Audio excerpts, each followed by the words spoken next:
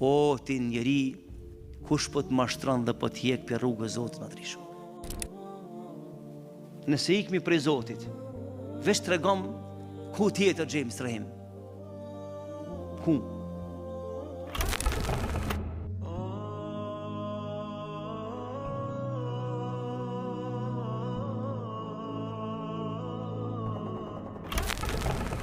Me një njeri të moshës shtyn, më tha një fjalë që më çuditi.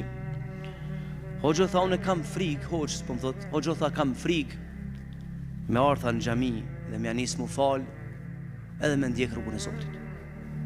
Ta çudi kam frikë, pikuna ki frikë, pitha. Tha atë shumë kam ba mëkate të kaluarën, atë shumë jam, ashtë i keq jam unë, sa që kam frikë dhe me ardhë në xhami. Edhe unë ja thash njëtën çështje që përdam juve sot.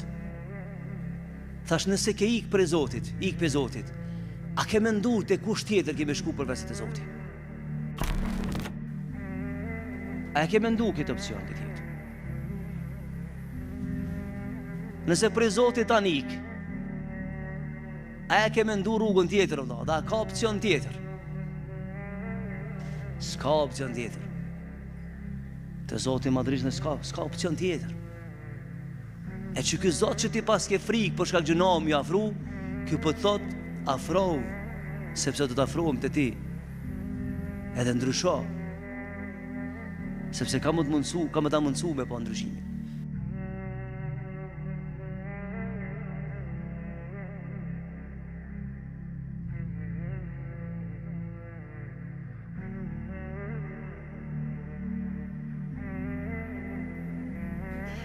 A nëse ti ikë dhe a mbyll dyrt vetës, atëherë çka thon Allah në Kur'an në ditën e gjykimit, që mos e fajsoni askan për fajson e vetën.